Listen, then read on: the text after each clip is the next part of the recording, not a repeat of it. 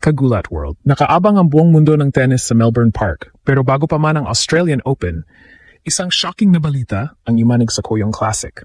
Usap-usapan ngayon ang napipintong rematch sa pagitan ng ating tennis princess na si Alexandra Ayala at ng Croatian superstar na si Donna Vekic sa darating na January 13 hanggang 15. Ang Koyong Classic ay kilala bilang ang pinaka-prestihiyosong exhibition tournament bago ang Grand Slam. At kung pagtatapuin ng tadhana sa draw ang dalawang ito, asahan ang isang explosive na paghaharap na gigising sa natutulog na dugo ng mga Pinoy sa Australia. Bakit ito ginulat ang mundo moment? Dahil sariwa pa sa alaala ng lahat ang naging enkwentro nila sa Auckland, kamakailan kung saan yanig ni Ayala ang tennis community matapos niyang itumba ang Olympic silver medalist na si Vekic. Ngayon, sa mas mainit na court ng Melbourne, may pagkakataon ang Croatia na bumawi o ang Pilipinas na tuluyang maghari. Ang conflict dito ay simple. Ang veteran pride ni Vekic laban sa fearless hunger ni Ayala. Maraming skeptics ang nagsasabing tsamba lang ang unang panalo ni Alex, pero sa bawat palo ng ating pambato, pinapatunayan niya na ang ranking ay numero lamang at ang puso ang tunay na basehan sa loob ng court. Ang ating fearless forecast. Kapag nagkaharap muli ang dalawa, si Alex Ayala ang muling magwawagi. Bakit? Dahil sa kasalukuyang momentum ni Alex, hawak niya ang mental edge. Si Vekic ay papasok sa laban na may bitbit na takot na baka mapahiya muli sa harap ng isang 20 anyos. Habang si Alex naman ay wala nang kailangang patunayan kundi ang kanyang pagiging elite. Sa bilis ng footwork ni Ayala at ang kanyang Nadal-style na tenacity, hirap na hirap ang mga katulad ni Vekic na sanay sa mabilisang puntos. Hindi lang ito exhibition match. Ito ay isang pahayag. Kung muling matatalo ni Alex ang isang world top 20 player sa loob ng isang linggo, hindi na lang siya basta rising star. Siya na ang the new threat ng WTA. Buong Melbourne ay nakatitig at ang bawat Pinoy sa Australia ay handa ng sumigaw para sa ating pambato. Handa na ba ang mundo para sa part 2 ng Ayala versus Vekic? Dahil sa pagkakataong ito, hindi lang tayo basta sasali, tayo ay mananalo. Isang napakalaking pasabog ang muling yayanig sa mundo ng tennis ngayong linggo. Habang ang lahat ng mata ay nakatatutok sa main draw ng Australian Open, isang pre-tournament earthquake ang inaasahang magaganap sa prestihiyosong Koyong Classic sa Melbourne ngayong January 13 hanggang 15, 2026.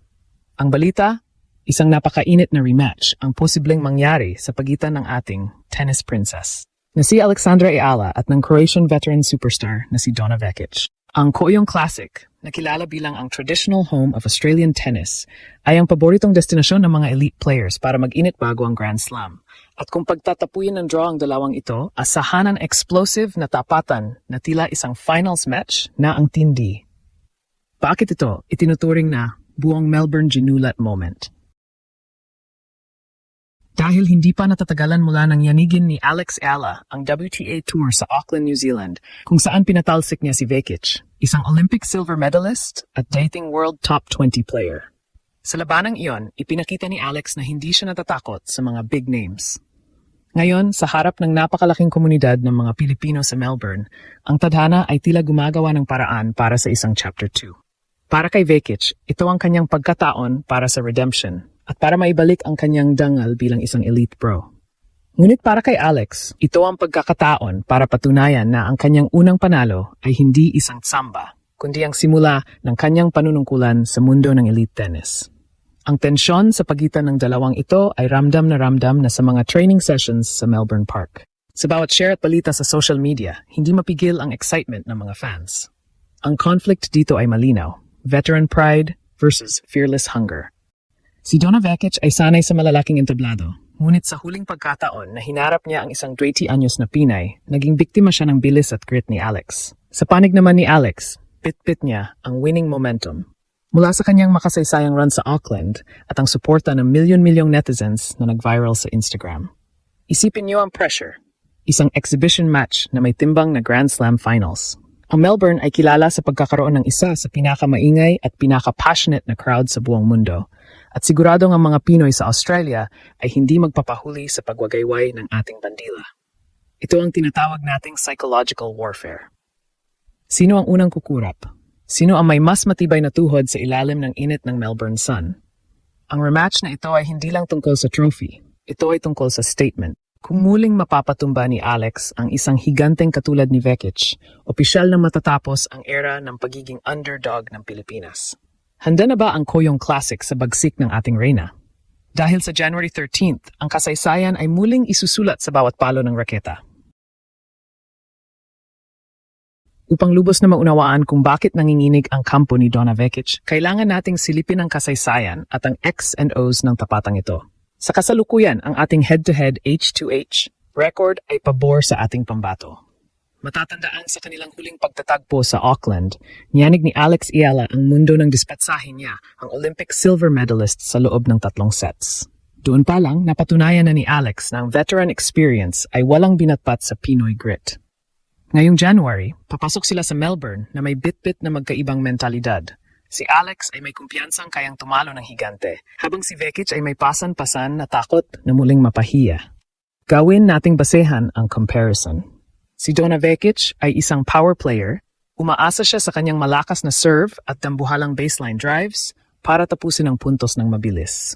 Ngunit heto ang shock factor. Ang laro ni Alex Ayala ay ang mismong kryptonite ng mga katulad ni Vekic. Bilang isang Nadal-style left-hander, ang bawat stroke ni Alex ay may kasamang kakaibang spin at anggulo na nagpapahirap sa teaming ng mga right-handed players. Sa kanilang huling laban, kitang-kita ang frustrasyon ni Vekic dahil ang bawat bolang akala niya ay winner na ibabalik pa rin ni Alex ng may interest. Ang court coverage ni Ala ay tila walang hanggan at sa ilalim ng init ng Melbourne, ang stamina ang magiging huling hatol. Dito papasok ang ating fearless forecast. Kapag nag-cruise ang landas nila sa Koyong Classic, muling magwawagi si Alex Ayala. Bakit tayo kampante?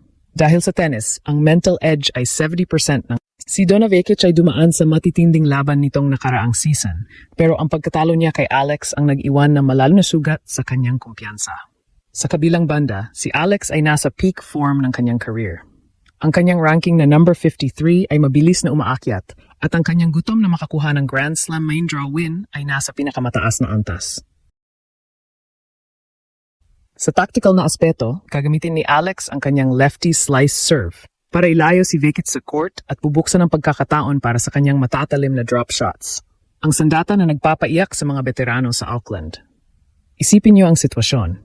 Isang player na may 4 na WTA titles at Olympic medal laban sa isang 20 anyos na paakyat pa lang sa Rurok. Sa papel, dapat ay si Vekic ang dehado. Pero sa realidad ng court, si Alex Ayala na ang nagdidikta ng takbo ng kasaysayan.